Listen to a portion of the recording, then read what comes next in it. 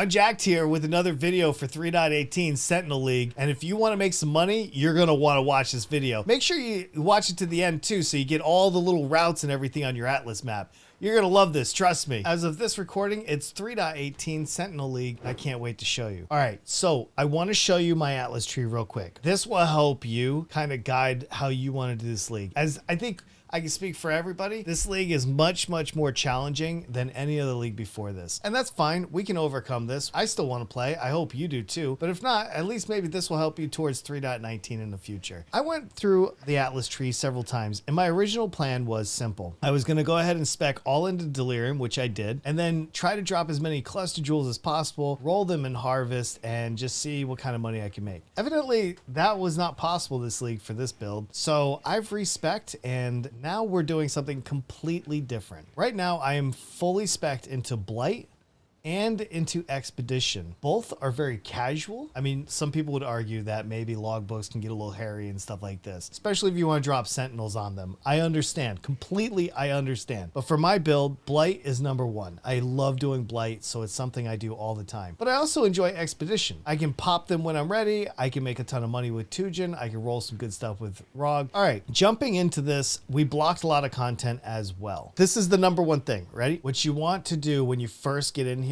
is we want to race towards this particular node right here. Epidemiology is going to give you the bennies that you need in your Blight maps particularly. If you read this line, 25% increased effect of modifiers in your Blight maps, that's going to give you more quant, more rarity, all that stuff. Blight chests in your maps have 80% more chance to contain blighted maps. That's juicy. Maybe not Blight Ravage maps right now because of all the Arch Nemesis mods, but we'll get through that, all right? But there are more maps. I've been dropping a ton of them. I'll show you what I got other than what I've sold. Okay, but there was a little crux to this. I didn't want to take a lot of time in maps, so I originally didn't want to do Blight, but now that I'm doing them, it feels fine. I'm here for Blight anyway, so what's an extra minute or two really? So let's take all the nodes here. So you get this one, you'll spec this entire node. I wouldn't bother getting these two nodes. I would just, number one, come out, go up here and around. The biggest reason is we buy our Blight maps. We're not really worried about sustaining Blight maps. We're gonna buy them for 15C a pop and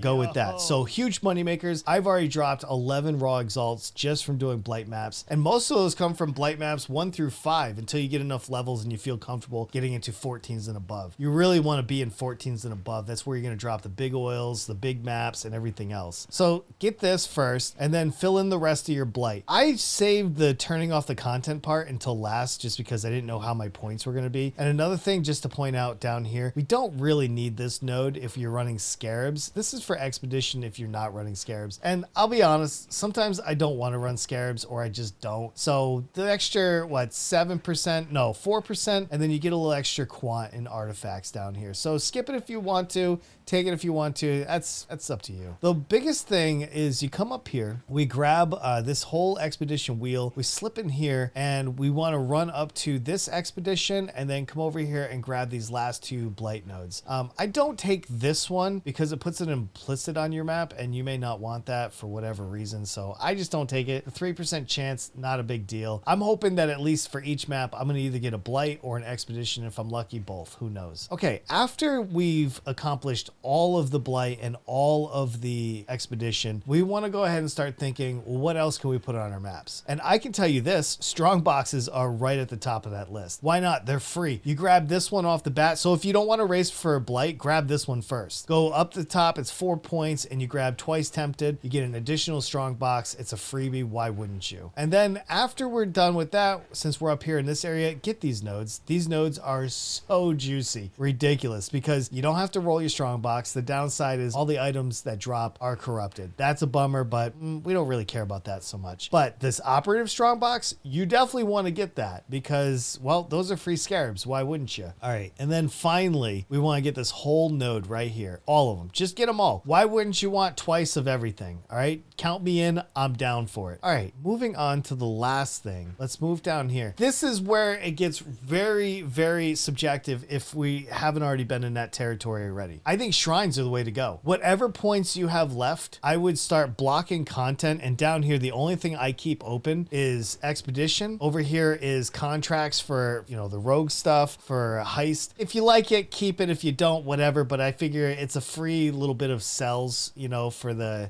maps that drop, the contracts and blueprints. I don't know. It could be nice, especially if you sell in bulk. And then I leave Blight. So Blight, expedition, and heist, those things are open. And then I go all into shrine. So I grab this hold node, which gives me an additional shrine. These are mandatory. Get them all. Like all three of these little duration nodes, they're juicy. They're going to take you all the way to the end maps. I don't have my Aegis. I don't have some of my really tanky gear that I need for end game. So these shrines take me all the way to the boss and maybe even a Conqueror or an Ender Slayer, whatever you're fighting, right? This is probably the last node, which you could argue could be the best node or could be an maybe node. This is going to give you 10% chance for a Covetous Shrine, and this is going to give you more quant, more rarity, so maybe you drop some Exalts in your maps. I have, to this point, have not dropped an Exalt in my maps. They've all been basically in Blight. Yeah, that's it. Blight's the only one giving me Exalts right now. So this is my layout. This is how I'm making money in 3.18. I don't know if you're into it, but I kind of am, and I'm going to continue doing Blight maps. I think since League started, I've done about 80 Blight maps, and honestly, while it's boring to most people, it's a lot of fun for me. So if you don't like Blight or you don't like Expedition, go do whatever content you want to do and leave this for me. I'll make all the money and then we'll trade later in softcore. What do you say? Hey, thanks for staying for the end. If you like that video, why not drop a sub? They're free. You can always change your mind later. And why not put a like on the video too? Until the next one,